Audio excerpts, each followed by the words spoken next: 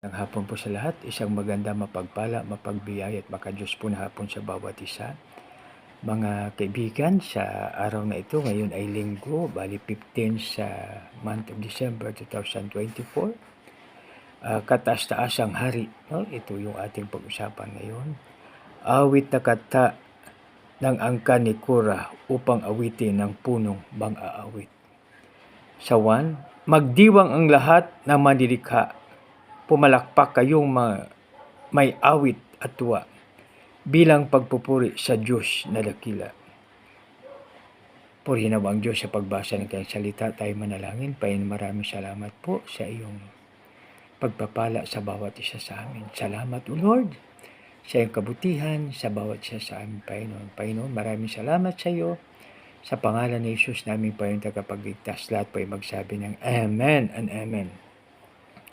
Dito po mga kaibigan sa ating binasa, no? Magdiwang ang lahat na manlilikha, pumalakpak kayong may awit sa tuwa, bilang pagpupuri sa Diyos na dakila. So dito mga kaibigan, sa pagising pa lang po natin sa umaga, 3 ang pwede nating awitin.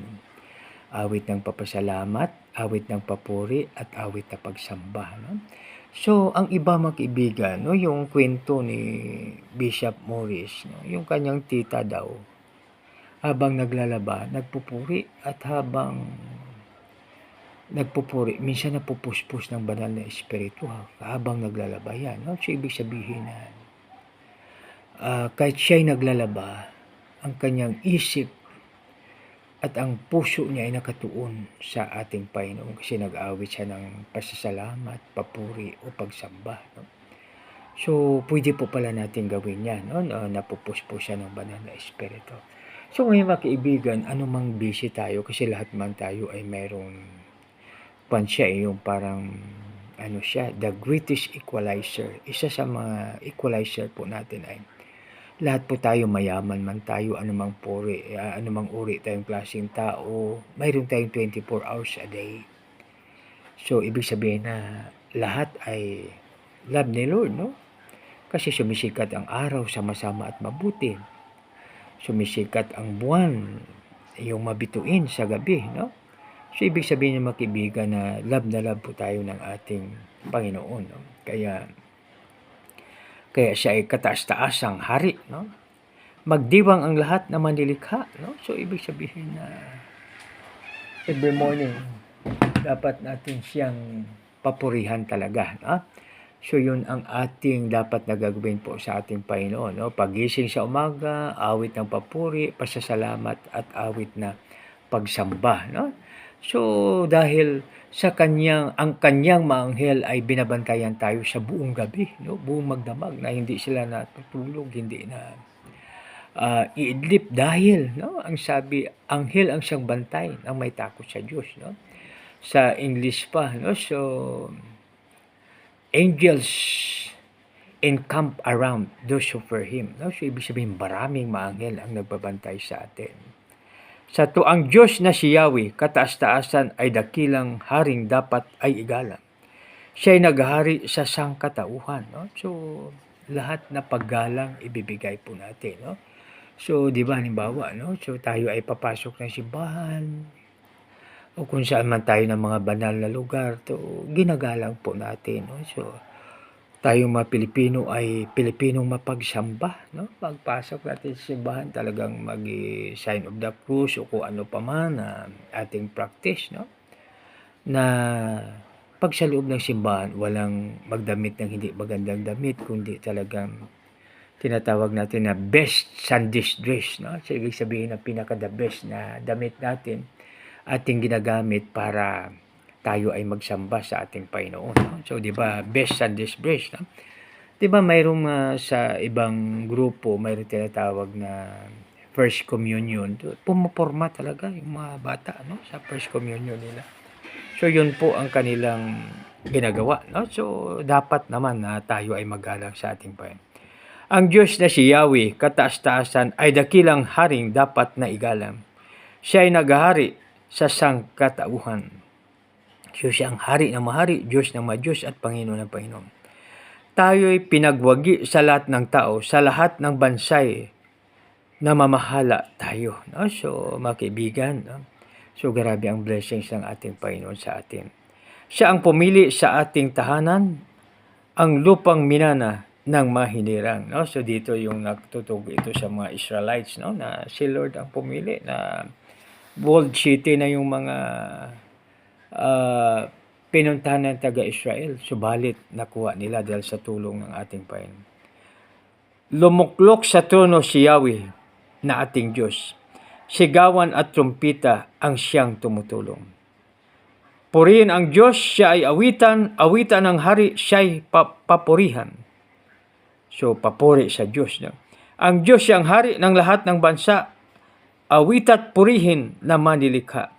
Maghari siya sa lahat ng bansa, magmula sa tronong banal at dakila.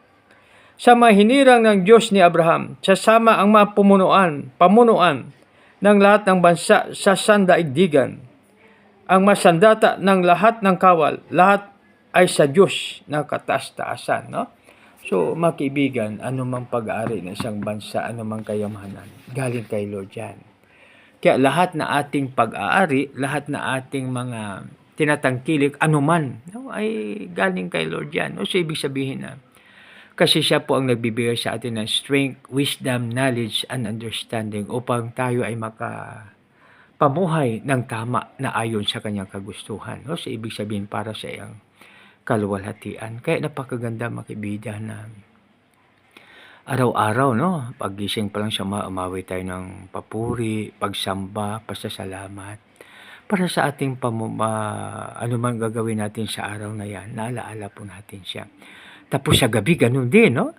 Bago matulog sa gabi, tayo ay awit ng papasalamat, tayo ang awit ng papuri, at tayo awit ng pagsamba. Bakit? No? Dahil iningatan tayo sa buong araw na yan. No? Tapos sa gabi naman, iniingatan tayo ng ating Panginoon. No? So, yan, marami tayong offering na dapat na ibigay sa Kanya. No? So, noon kasi ang mga offering na tinatawag ay sa magitan ng mahayop. So, hindi na po natin magawa na yun dahil sa dami ng tao. No? So, halimbawa, ang bawat isang Pilipino ay offer ng isang baka, no? So, ibig sabihin na 100 plus, no? Million ang mag-alay. So, subalit, napakaganda ngayon dahil ang ating katawan ay isang buhay na hain sa ating Panginoon. No? So, napakaganda ang ating Panginoon, mga kaibigan. Napakabuti niya sa bawat isa sa atin. At basahin ko muna ang mula sa simula, mga kaibigan. Ha?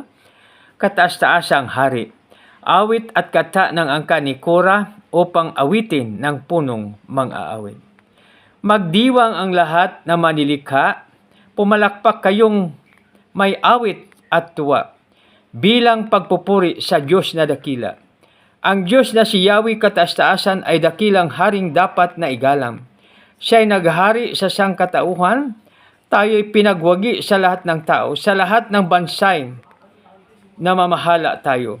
Siya'y pumili ng ating tahanan, ang lupang minana ng mga hinirang. Lumuluklok sa trono ni Yahweh na ating Diyos. Sigawan ng trumpita ang siyang tumutunog. Purihin ang Diyos, siya ay awitan, awitan ng hari, siya ay papurihan. Ang Diyos siyang hari ng lahat ng bansa. Awitat purihin ng manilikha. Maghari siya sa lahat ng bansa, magmula sa tronong banal at dakila. Sa mahinirang ng Diyos ni Abraham, sasama ang mga pamunuan ng lahat ng bansa sa sandaigdigan, ang mga sandata ng lahat ng kawal, lahat ay sa Diyos na kataas-taasan. Mga kaibigan, maraming salamat sa inyong panunod. Tayo na po'y manalangin. Panginoon, maraming salamat sa iyong salita. Tulungan mo po kami, O Lord, na ito'y manatili sa bawat isa sa amin. At ang mga salita mo, Lord, ay sumasa aming isip, sa aming puso, upang aming ma-share, O Lord. Lord, dinadahin ko rin na gamitin mo po kaming lahat sa makapangyarihan paraan sa iyong abasan at iyong kaluwalhatian, O Lord. Para sa iyong kaluwalhatian, sa iyong abasan at sa iyong kaharian, O Lord. Panginoon, maraming salamat.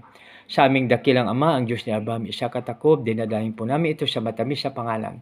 Yung anak na si Jesus na aming Panginoon takapagligtas. Lahat po ay magsabi ng Amen and Amen. God bless us all.